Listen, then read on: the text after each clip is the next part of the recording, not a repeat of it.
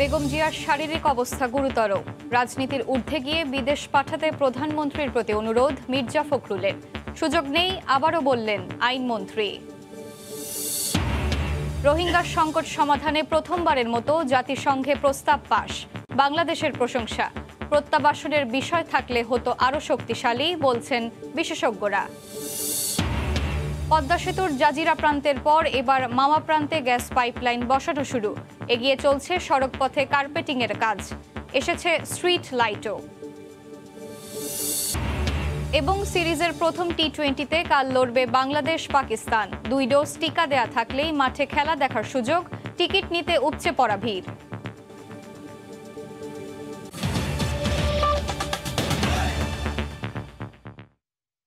সময় সংবাদের সঙ্গে আছি আমি এশা হোসেন। বিএনপি চেয়ারপারসন বেগম খালেদা জিয়ার শারীরিক অবস্থা গুরুতর। সুস্থ হতে প্রয়োজন বিদেশের উন্নত চিকিৎসা।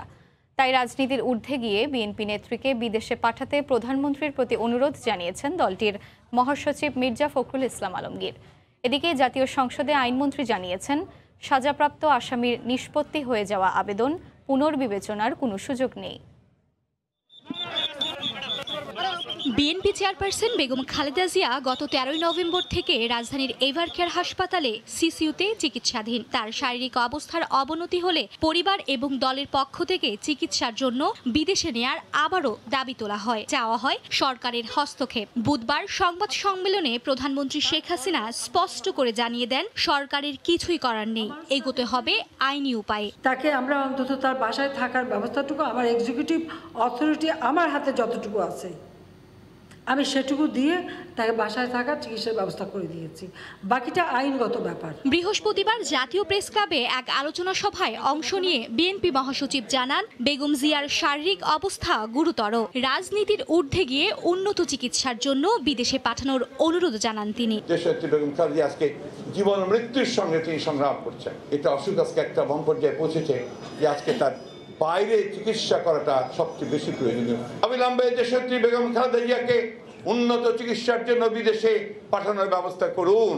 আলোচনা সভায় বিএনপি নেতারা অভিযোগ করেন, রাজনৈতিক প্রতিহিংসার কারণে সরকার বেগম জিয়াকে বন্দী করে রেখেছে। আজকে ক্ষমতায় তারা চায় না দেশনেত্রী বেগম খালেদা জিয়া বের হয়ে আসুক। দেশনেত্রী বেগম খালেদা জিয়াকে উন্নত চিকিৎসার জন্য বিদেশে যাওয়ার ব্যবস্থা করুন।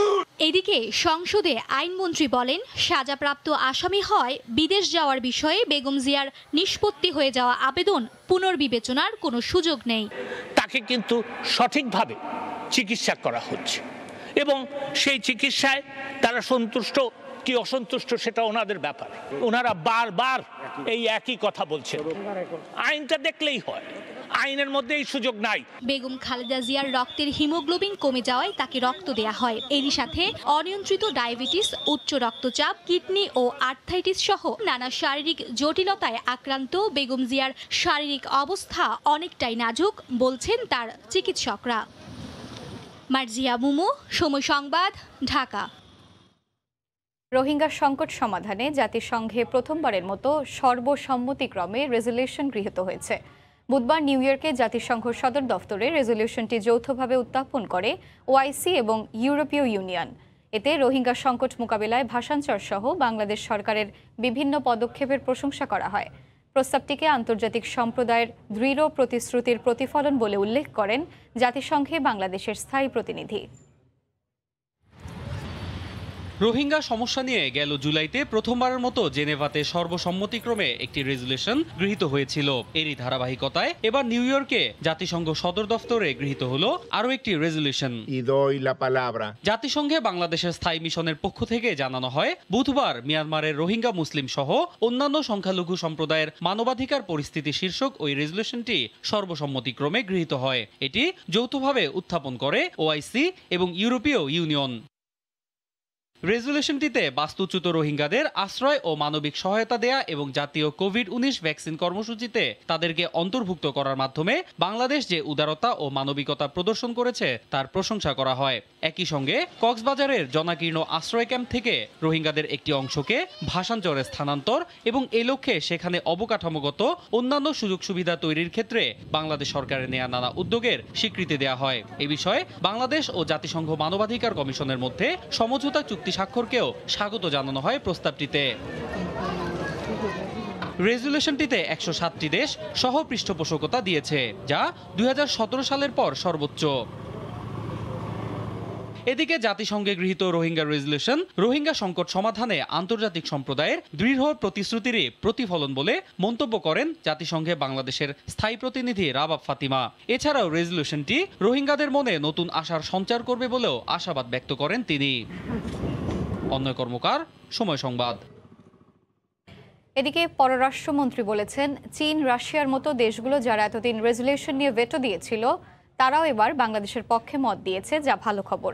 প্রস্তাবটি নিরাপত্তা পরিষদেও পাশ হবে বলে আশা মন্ত্রীর। তবে নিরাপত্তা বিশ্লেষকরা বলছেন, রোহিঙ্গা প্রত্যাবাসনের বিষয়টি থাকলে প্রস্তাবটি আরও দৃঢ় হতো।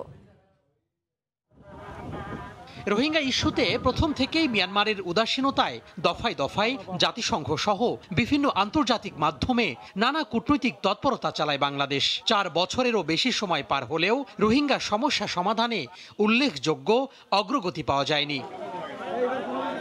বুধবার নিউ ইয়র্কের জাতিসংঘের সদর দপ্তরের সাধারণ অধিবেশনে সর্বসম্মতিক্রমে গৃহীত হয় রোহিঙ্গা রেজুলেশন, যেখানে বরাবরই যারা আপত্তি দিয়ে আসছিল তারাও বাংলাদেশের পক্ষে মত দেয়। তাকে স্বাগত জানান পররাষ্ট্রমন্ত্রী। আজকে আমাদের জন্য খুব সুখবর, এই প্রথম জাতিসংঘে there is a consensus resolution which includes the issue of this displaced people of Myanmar known as Rohingya. So we are very happy. তবে এর প্রভাব নিরাপত্তা পরিষদের যে কোনো রেজুলেশনে খুব বেশি থাকবে না বলেও উল্লেখ করেন মন্ত্রী।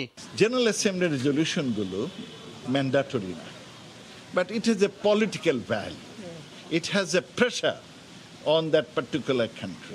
Security council resolution is mandatory. Security কাউন্সিলে আমরা এখনো রেজলিউশন পাস করতে পারিনি। আমরা আশাবাদী আগামীতে আমরা সেইখানে কিছুটা অগ্রসর হতে পারবো। যে যারা আগে বাধা দিত, রাশিয়া, চায়না সবাই চায় এই রোহিঙ্গাদের আপনার সমস্যা দূর হোক।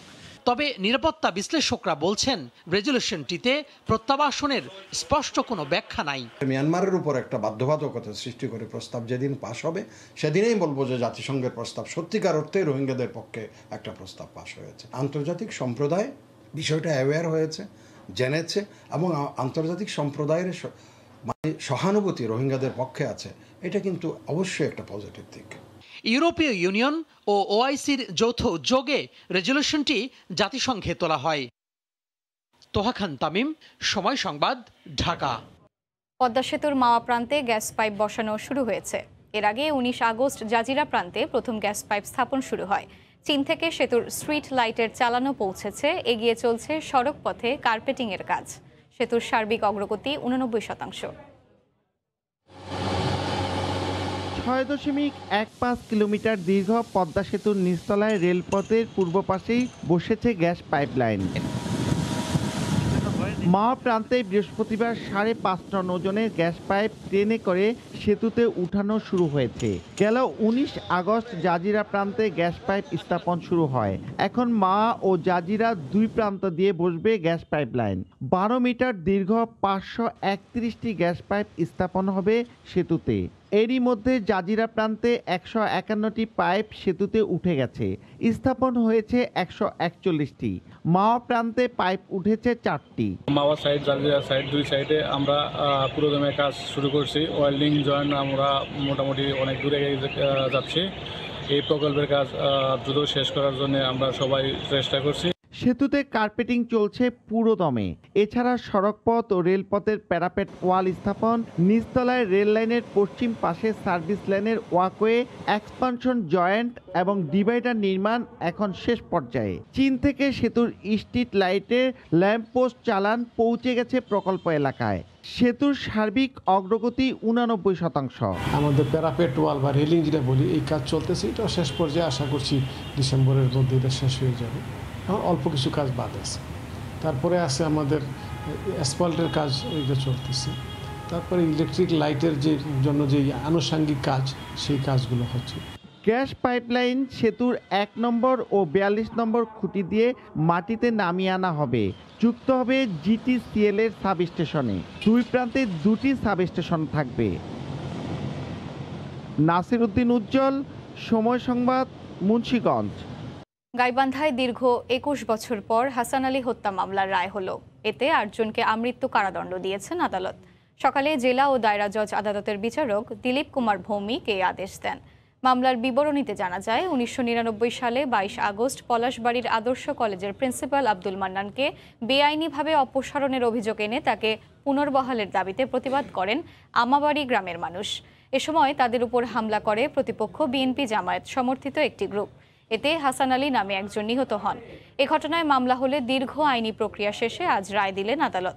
আসামিদের মধ্যে পলাশবাড়ি উপজেলার সাবেক চেয়ারম্যান ও জামায়াত নেতা নজরুল ইসলাম, একই উপজেলার সাবেক ভাইস চেয়ারম্যান আবু তালেব সহ 8 জনকে আমৃত্যু কারাদণ্ড দেন আদালত। প্রত্যেক আসামিকে 1 লাখ টাকা করে জরিমানাও করা হয়। এর মধ্যে মিজানুর ও আবু তালেব পলাতক। সম্পৃক্ততা না পাওয়ায় 8 জনকে খালাস দেওয়া হয়। বাকি যে 8 জন তাদেরকে 149 ধারা অনুযায়ী খালাস দিয়েছেন, কিন্তু প্রসিকিউশন থেকে মনে করে 149 ধারা যথেষ্ট উপাদান থাকা সত্ত্বেও বিজ্ঞ আদালত তাদেরকে অব্যাহতি দিয়েছেন। আমরা ওই পার্টটুকু অসন্তোষ এবং এটার বিরুদ্ধে আমরা হাইকোর্টে আপিল করব। চট্টগ্রাম বিশ্ববিদ্যালয়ের 56তম প্রতিষ্ঠা বার্ষিকীতে বর্ণাঢ্য শোভাযাত্রা করেছেন শিক্ষক শিক্ষার্থীরা। সকালে বেলুন উড়িয়ে দিবসটির উদ্বোধন করেন উপাচার্য অধ্যাপক ডক্টর শিরিন আক্তার। পরে বিশ্ববিদ্যালয়ের বুদ্ধিজীবী চত্বর থেকে শুরু হয় শোভাযাত্রা। এতে অংশ নেন বর্তমান ও প্রাক্তন হাজারো শিক্ষার্থী। শোভাযাত্রাটি ক্যাম্পাসের বিভিন্ন জায়গা ঘুরে জারুলতলায় গিয়ে শেষ হয়। পরে সেখানে আলোচনা সভা হয়। 1966 সালে মাত্র 4টি বিভাগ, 7 জন শিক্ষক আর 200 শিক্ষার্থী নিয়ে যাত্রা শুরু করেছিল চট্টগ্রাম বিশ্ববিদ্যালয়।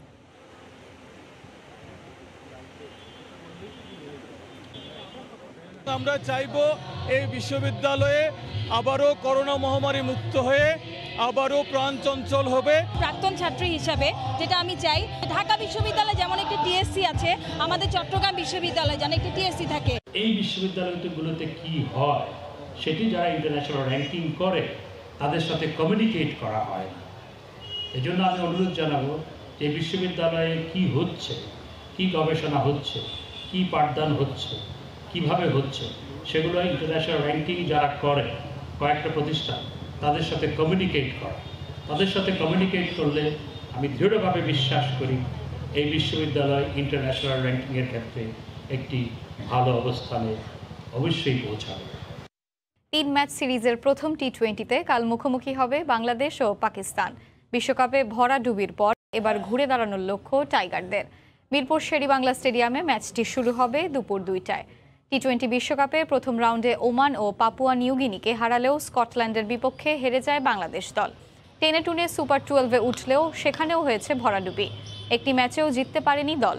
ছন্নছাড়া পারফরমেন্সে হতাশা নিয়েই বিশ্বকাপ শেষ হয়েছে টাইগারদের। পাকিস্তানের বিপক্ষে ব্যর্থতা ঘোচানোর লক্ষ্য মাহমুদুল্লাহ দলের। টি20 সিরিজে নেই 3 সিনিয়র ক্রিকেটার মুশফিক, সাকিব ও তামিম। বিশ্বকাপের দল থেকে বড় পরিবর্তন নিয়ে স্কোয়াড দিয়েছে বিসিবি। নতুনদের জন্যও চ্যালেঞ্জিং হবে এই সিরিজ। প্রতিপক্ষ পাকিস্তান বিশ্বকাপে দুর্দান্ত পারফর্ম করলেও সেমিফাইনালে অস্ট্রেলিয়ার কাছে হেরে বিদায় নেয়।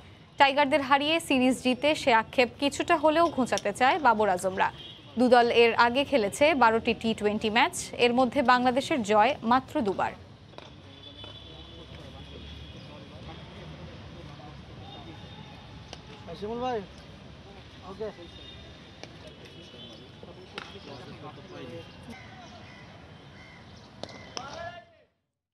দীর্ঘ বিরতির পর বাংলাদেশ পাকিস্তান টি20 সিরিজের মধ্য দিয়ে মিরপুর হোম অফ ক্রিকেটে ফিরছে দর্শক।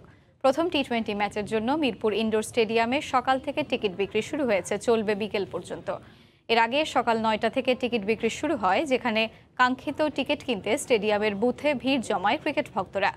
19 মাস পর আবারও বাংলাদেশের দর্শকরা মাঠে ঢোকার অনুমতি পাচ্ছে, তবে এর জন্য শর্ত হলো কমপক্ষে 2 ডোজ ভ্যাকসিনের সনদ লাগবে। স্টেডিয়ামের ধারণ ক্ষমতার 50% দর্শক খেলা দেখার সুযোগ পাবে। সবশেষ বাংলাদেশ জিম্বাবুয়ে সিরিজের সমর্থকরা স্টেডিয়ামে বসে খেলা দেখার অনুমতি পেয়েছিল। এদিকে মিরপুরে ইনডোর স্টেডিয়ামের বুথে কালকের ম্যাচের 100 টাকার টিকিট শেষ হয়ে যাওয়ায় ক্ষুব্ধ দর্শকরা। এ সময় টিকিট কালোবাজারির অভিযোগও করে তারা।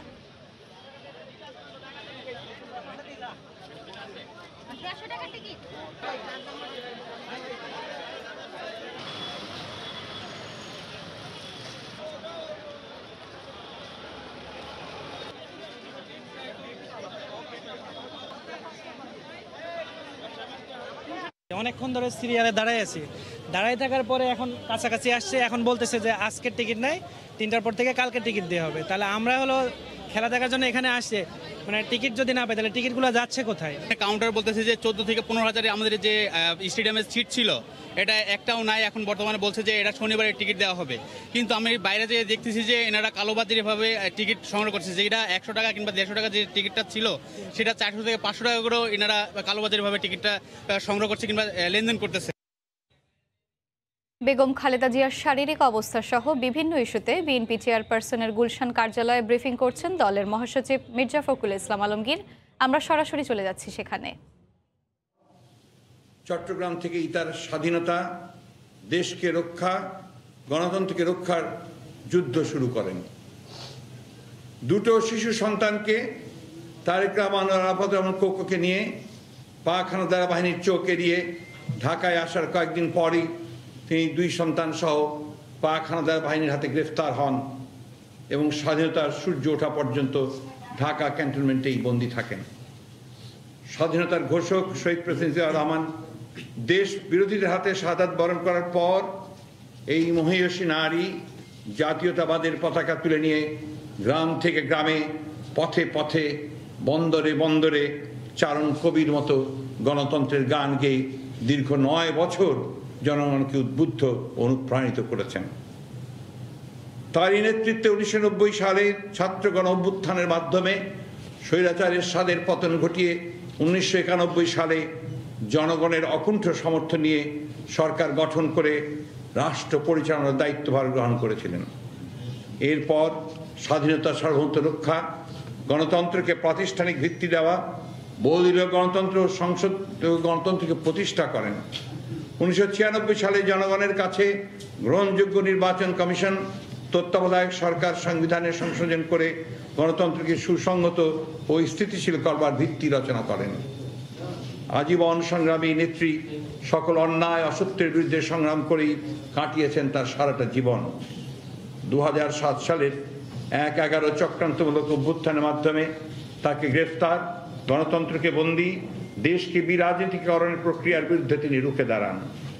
আর সেই কারণেই তাকে এবং তার দলকে নির্মূল করবার চক্রান্ত শুরু হয়। তার ফলশ্রুতিতে তত্ত্বাবধায়ক সরকার বাতিল করে। দলীয় সরকারের অধীনে নির্বাচন এবং সংবিধান পরিবর্তন করে দেশকে পুনরায় একদলীয় শাসন ব্যবস্থা প্রতিষ্ঠার লক্ষ্যে খালেদা জিয়া, তারেক রহমান ও 35 লক্ষ নেতাকর্মীর বিরুদ্ধে মিথ্যা মামলা, গুম, খুন, হত্যা ও নির্যাতনের মাধ্যমে দেশকে গণতন্ত্রহীন করা হয়েছে। দেশনেত্রীর বিরুদ্ধে মিথ্যা মামলা সাজিয়ে তাকে অন্যায়ভাবে সাজা দিয়ে কারারুদ্ধ করা হয়েছে। আজ প্রায় 3.5 বছর তিনি কারারুদ্ধ। যদিও সরকার সাময়িকভাবে শর্ত সাপেক্ষে তাকে মুক্তি দিয়েছে, তবুও স্বাধীন জীবনে তিনি ফিরতে পারেননি। চিকিৎসার জন্য বিদেশে না যাওয়ার শর্ত থাকায় তিনি উন্নত চিকিৎসার। বেগম খালেদা জিয়ার শারীরিক অবস্থা সহ বিভিন্ন ইস্যুতে বিএনপি চেয়ারপারসনের গুলশান কার্যালয়ে ব্রিফ করছেন দলের মহাসচিব মির্জা ফখরুল ইসলাম আলমগীর। এতক্ষণ আমরা সরাসরি যুক্ত ছিলাম সেখানে। এ পর্যায়ে শীর্ষ সংবাদ জানিয়ে দিচ্ছি আরেকবার। বেগম জিয়ার শারীরিক অবস্থা গুরুতর, রাজনীতির ঊর্ধ্বে গিয়ে বিদেশ পাঠাতে প্রধানমন্ত্রীর প্রতি অনুরোধ মির্জা ফখরুলের। সুযোগ নেই, আবারও বললেন আইনমন্ত্রী। রোহিঙ্গা সংকট সমাধানে প্রথমবারের মতো জাতিসংঘে প্রস্তাব পাশ, বাংলাদেশের প্রশংসা। প্রত্যাবাসনের বিষয় থাকলে হতো আরও শক্তিশালী, বলছেন বিশেষজ্ঞরা। এবং পদ্মা সেতুর জাজিরা প্রান্তের পর এবার মামা প্রান্তে গ্যাস পাইপলাইন বসানো শুরু। এগিয়ে চলছে সড়ক পথে কার্পেটিংয়ের কাজ, এসেছে স্ট্রিট লাইটও। এই ছিল এখনকার মতো, সঙ্গে থাকুন সময়।